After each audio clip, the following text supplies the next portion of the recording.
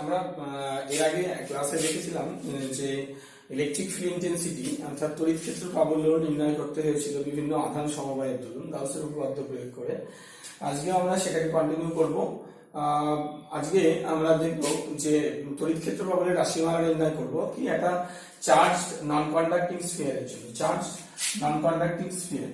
ঠিক আছে, তো এখানে আচ্ছা, to find electric field intensity due to charged non-conducting solid sphere at an external and internal point, মানে একটা আধানযুক্ত নন কন্ডাক্টিং মানে অপরিবাহী একটা গোলক, মানে একটা অপরিবাহী গোলককে একটা নির্দিষ্ট পরিমাণ আধানে আহিত করা হয়েছে। সেই নির্দিষ্ট পরিমাণ আধান কিউ এবং এর আধানের আয়তন মাত্রিক ঘনত্ব হচ্ছে কি রো। ওকে, তাহলে টোটাল চার্জ মোট আধান হচ্ছে কত কিউ এবং charge density volume charge density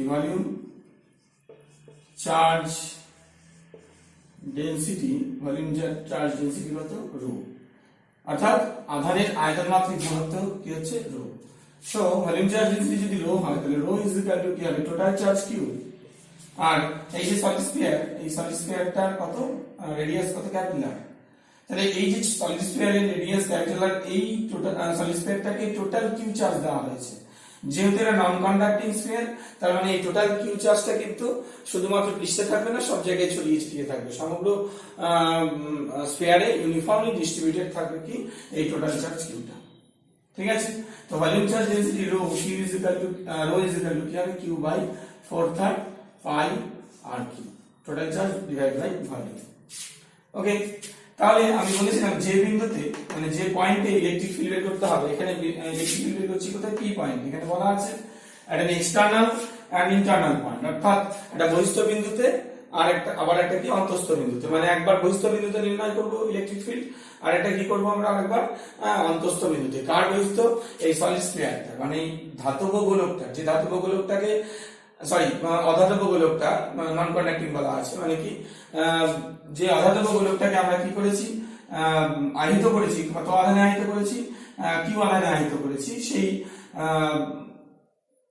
অপরিবাহী গোলক, ধাতব অধাতব বলছি না, অপরিবাহী গোলকটাকে যেটাকে আমরা মোট কিউ আধানে আহিত করেছি, সেই অপরিবাহী গোলকটার বাইরে কোনো বিন্দু, এখানে বাইরে বিন্দু দেখানো হয়েছে চিত্রে, বাইরের বিন্দুটা কি এখানে পি বিন্দুতে তড়িৎ ক্ষেত্র প্রাবল্যের রাশিমালা নির্ণয় করব।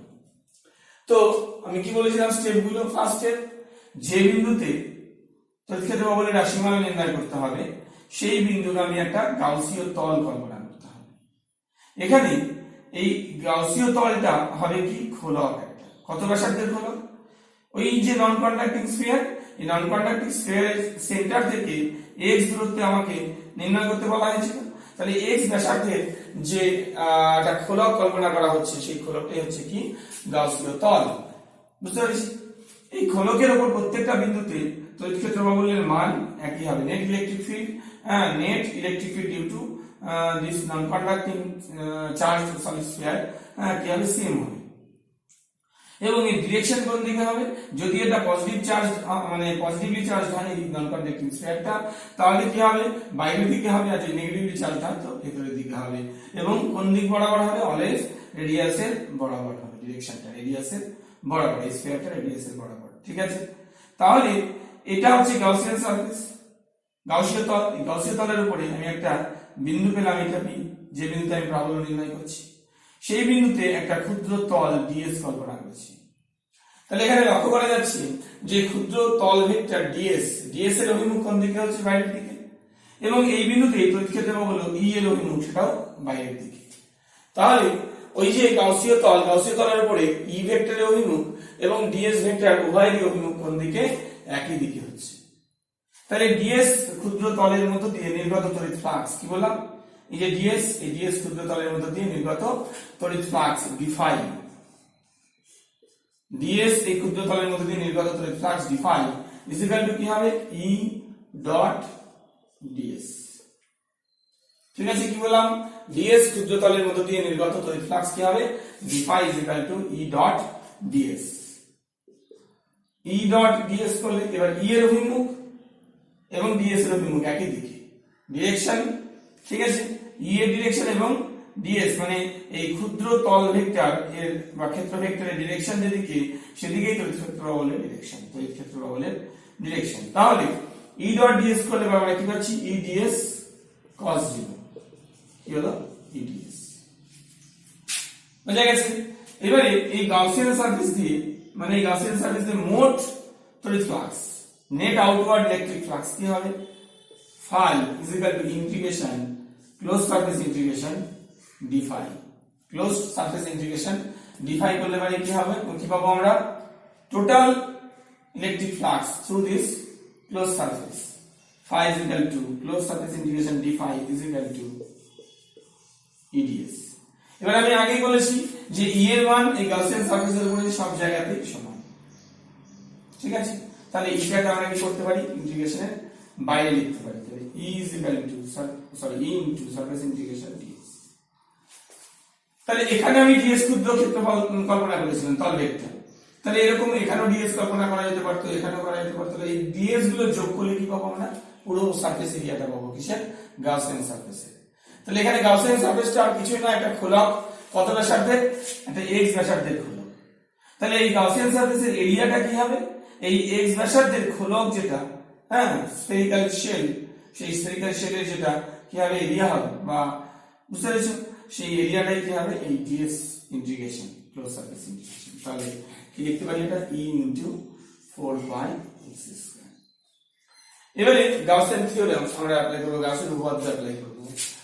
গাউসিয়ান উপপাদ্যটা কি ছিল, এটা ক্লোজ সারফেস দিয়ে যে তড়িৎ ফ্লাক্স নির্গত হবে, ইলেকট্রিক ফ্লাক্স এটা নির্গত হবে, সেই ইলেকট্রিক ফ্লাক্সটা কার সঙ্গে সমান হবে, total charge enclosed by that Gaussian surface divided by the space permittivity. Therefore, E into 4 pi x square is equal to total charge, এই Gaussian surface টা যে total charge কে enclose করেছে সেটা কোন চার্জটা, এই যে নন কন্ডাক্টিং স্ফিয়ার এর যে টোটাল চার্জ সেটাকে enclose করেছে। তো নন কন্ডাক্টিং স্ফিয়ার এর টোটাল চার্জ কত, q, নন কন্ডাক্টিং স্ফিয়ার এর টোটাল চার্জ হচ্ছে কি q, বুঝতে পারছি? তাহলে এই গাউসিয়ান সারফেস দিয়ে যে টোটাল ফ্লাক্স মান নির্গত হচ্ছে, ইলেকট্রিক ফ্লাক্সটা নির্গত হচ্ছে, সেটা কত হবে, E into 4 pi x square is equal to q by epsilon 0, q by epsilon 0, ঠিক আছে? তাহলে E is equal to কি পেলাম, q by 4 pi epsilon 0 x square। এবার আমরা দেখতে পাচ্ছি এই যে এখানে যদি q চার্জটা থাকতো এই পয়েন্টে, পার্টিকুলারলি সেন্টারে যদি থাকতো, তাহলে তার থেকে x দূরত্বে যেটা ইলেকট্রিক ফিল্ড পেতাম এটা পেতাম। তাহলে আমরা বলতে পারি যে নন কন্ডাক্টিং স্ফিয়ারের টোটাল চার্জ যেন এই স্ফিয়ারটার সেন্টারে যেন এটা ধরে নেওয়া যেতে পারে কেন্দ্রীভূত আছে, বুঝা গেল?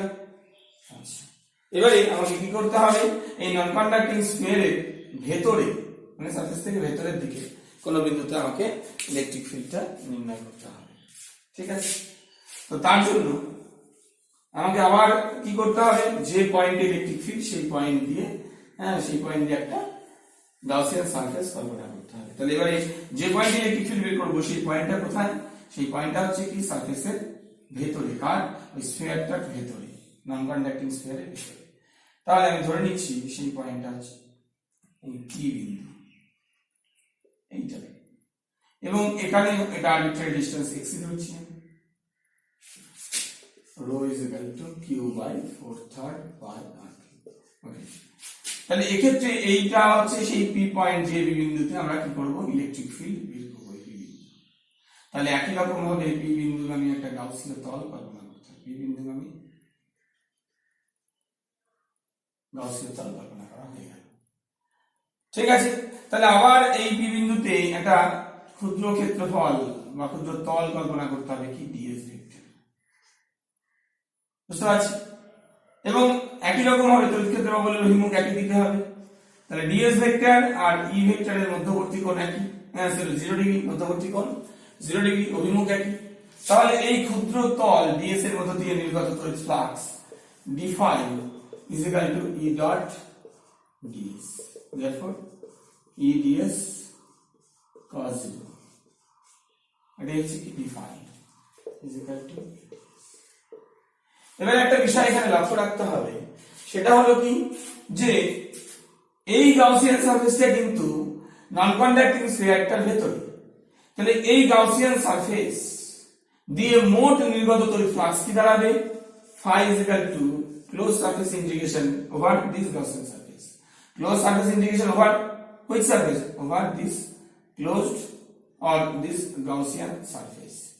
This Gaussian surface is a spherical shell of radius x. মানে এই গাউসীয় তলটাও কিন্তু একটা x ব্যাসার্ধের গোলীয় গোলক। তাহলে total flux from this Gaussian surface phi is equal to closed surface integration E ds, this one. Okay. এবার আবার একই রকম ভাবে আমরা সিমেট্রি অ্যাপ্লিকেশন ক্যালকুলেশন করে কি পাই যে এই গাউসিয়ান সারফেসের প্রত্যেকটা পয়েন্টে নেট ইলেকট্রিক ফিল্ডের মান same. Net electric field due to the non conducting charge sphere at any point over the Gaussian surface, at any point over the Gaussian surface is same. Therefore E এর ম্যাগনিটিউডটাকে বাইরে চলে এলো ds। তাহলে ds এর area মানে এই যে ds এর ইন্টিগ্রেশন করা মানে এই ds গুলো যোগ করতে হবে, মানে কি গাউসিয়ান সারফেসের এরিয়া কি পাবো আমরা E into 4 pi x square। হলো। এবারে দেখো এই গাউসিয়ান সারফেস দিয়ে ভেতরে যে গাউসিয়ান সারফেসটা আছে নন কন্ডাক্টিং স্ফিয়ারে, এই গাউসিয়ান সারফেস দিয়ে যে ইলেকট্রিক ফ্লাক্স নির্গত হবে সেই electric ফ্লাক্সটা phi is equal to কি q enclosed by s এই তো বলো না phi টা এখানে লিখে দেব E into 4 pi x square, এটা হচ্ছে phi। এবারে q enclosed টা কি হবে গাউসিয়ান সারফেস যে চার্জকে এনক্লোজ করছিল সেটা কোনটা, এখানে q enclosed টা হবে is equal to কি হবে ভলিউম চার্জ ডেনসিটি, এটা q by 4/3 pi আর কি এটা volume charge density into volume. কার ভলিউম এই যে এই অংশটার ভলিউম, সেটা কত 4/3 pi x square। বুঝতে পারছি? মানে আমি বলতে চাইছি যে এই সারফেস দিয়ে যেহেতু ফ্লাক্সের কথা বলা হচ্ছে, এই গাউসিয়ান সারফেস দিয়ে যেহেতু ফ্লাক্সের কথা বলা হচ্ছে, সেই ফ্লাক্সটা কি হবে এই গাউসিয়ান সারফেস যে চার্জকে এনক্লোজ করেছে সেই চার্জ ডিভাইডেড বাই কি হবে ফ্রি স্পেস পারমিটিভিটি।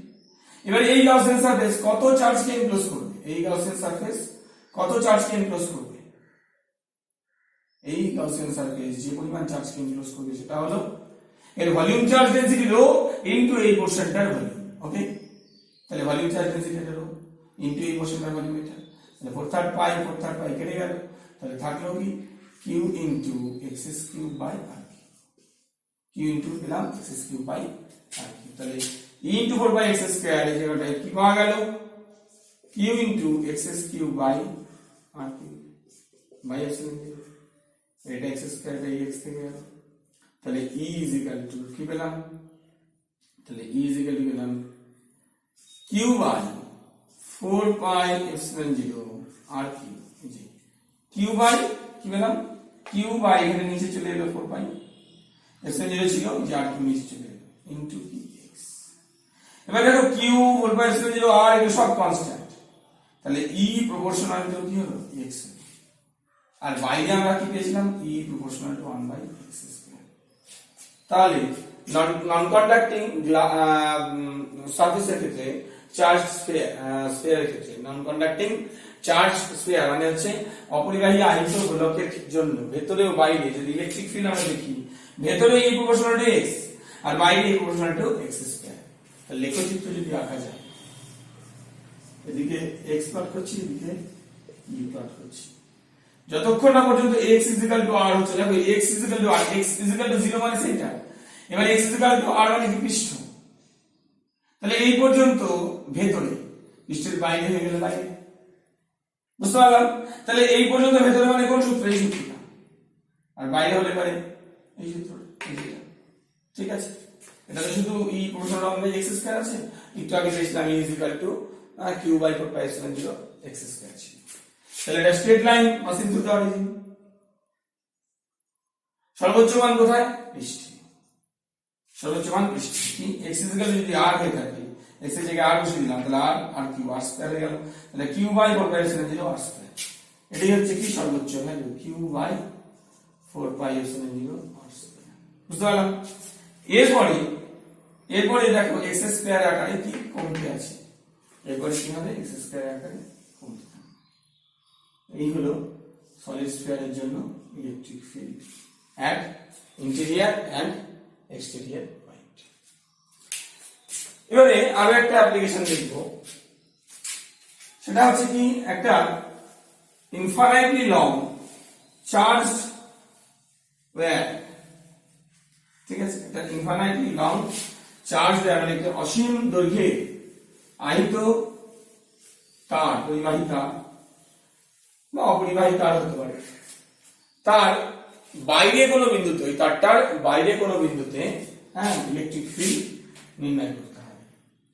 তাহলে কি লিখবো? To find the electric field intensity due to a charged wire, infinitely long charged wire, তাই না, infinitely long due to an infinitely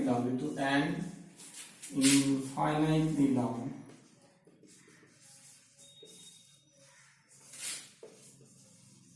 charged wire, ওকে। তার মানে এটা ধরো একটা আহিত তার, এই আহিত তারটা ইনফাইনাইটলি লং মানে অসীম দৈর্ঘ্যের। অ্যাকচুয়ালি অসীম দৈর্ঘ্যের তো কিছু হয় না, বলতে বলা হচ্ছে কি এই তারটা আহিত পরিবাহী তারের বা আহিত অপরিবাহী তারের থেকে যে দূরত্বে তড়িৎ ক্ষেত্র বল নির্ণয় করতে হবে, যে দূরত্বে তড়িৎ ক্ষেত্র বল নির্ণয় করতে হবে সেই দূরত্বের তুলনায় তারের দৈর্ঘ্যটা অনেক বড়, ঠিক আছে, এটাই বলা হয়েছে।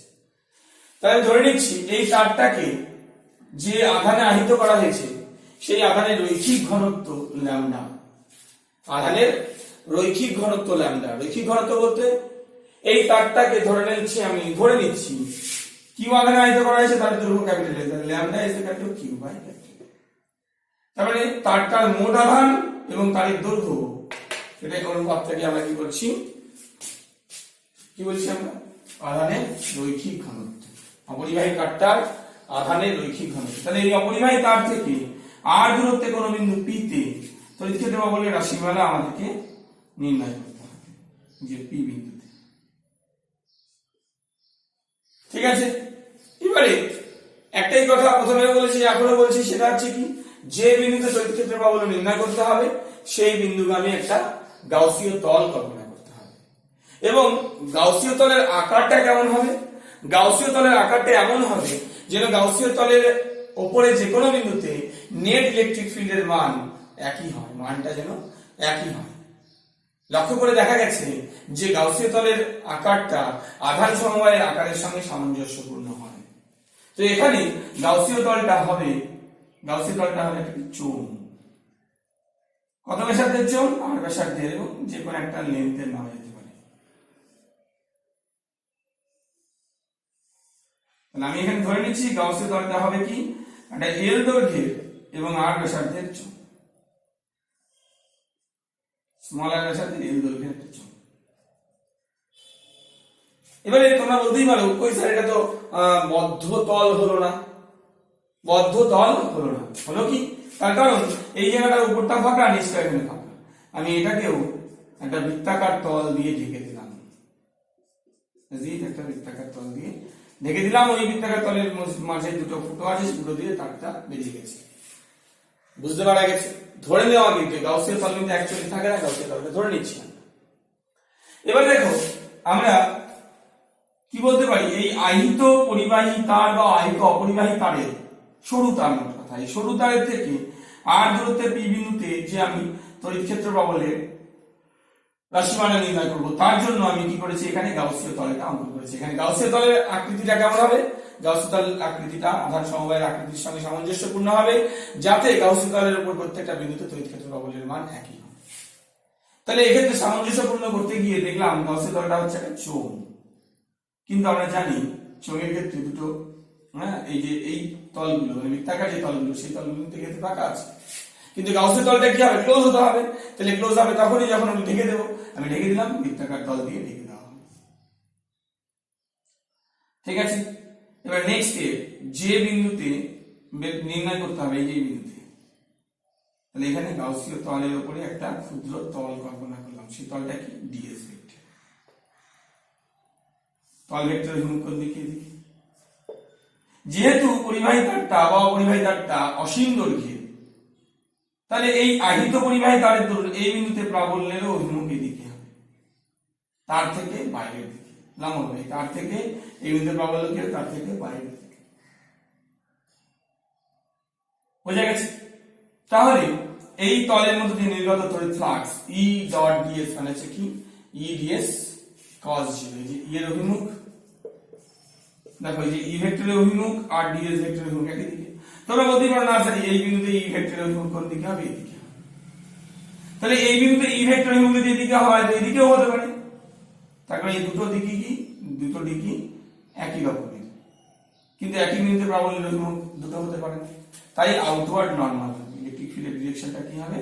Outward normal. তাহলে E ডট ds অর্থাৎ এই ds তলের মধ্যে নির্গত তড়িৎ ফ্লাক্স d phi equal to E dot ds মানে E ds cos 0। এটাই হলো কি d phi মানে E ds cos 0, এই ds তলের মধ্যে দিয়ে নির্গত তড়িৎ ফ্লাক্স E ds।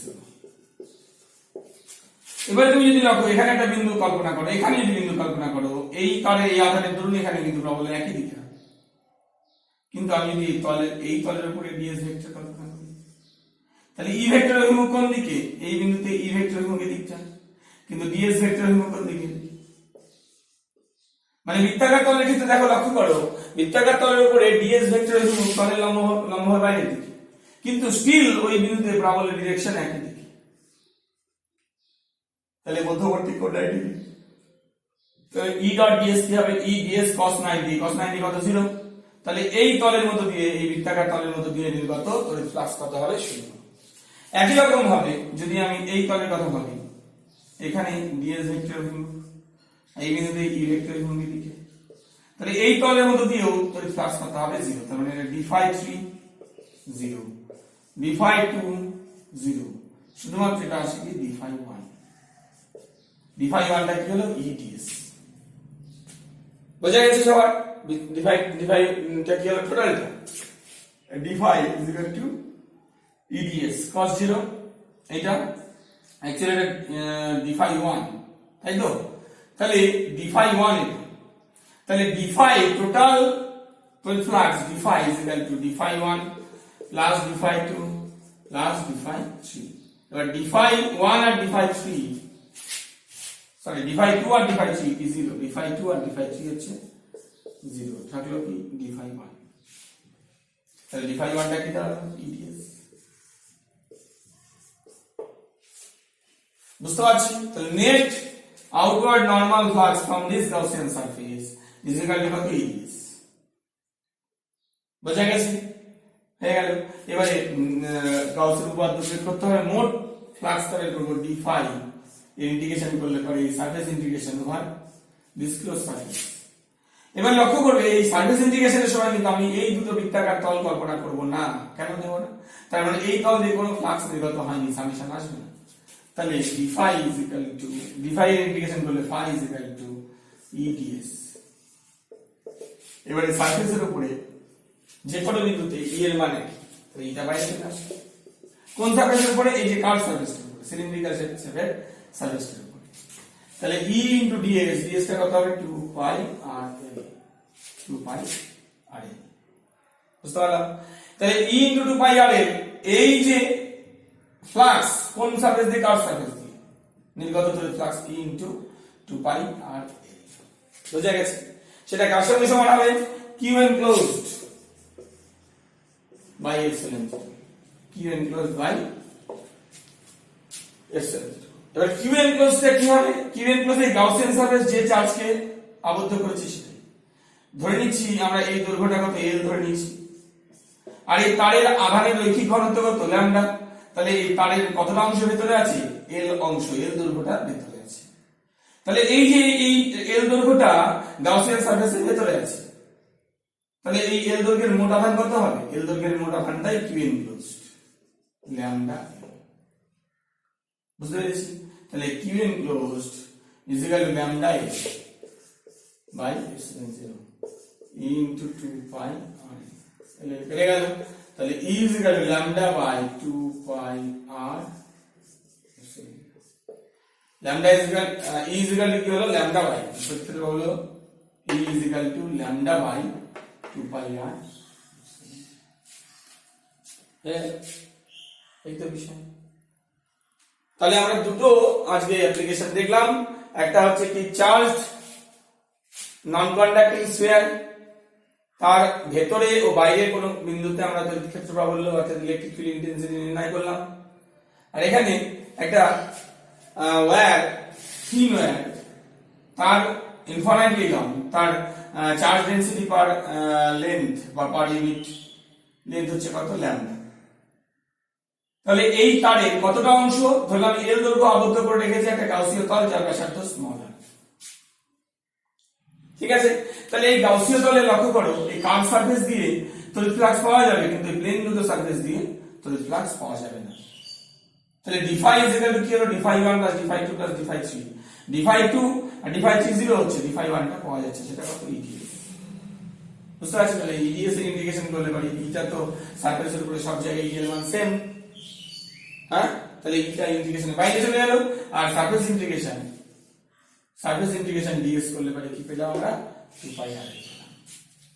ঠিক আছে, সেটা কার সঙ্গে সমান হবে, সেটা এই গাউসিয়ান সারফেসটা যে চার্জকে আবদ্ধ করেছে তার সঙ্গে সমান হবে। কত দৈর্ঘ্যের তারকে সে এনক্লোজ করেছে, এল দৈর্ঘ্যের তারকে সে এনক্লোজ করেছে। তাহলে এল দৈর্ঘ্যের তারের মধ্যে যেটা আধান সেটাই গাউসিয়ান সারফেসে দেখতে হবে।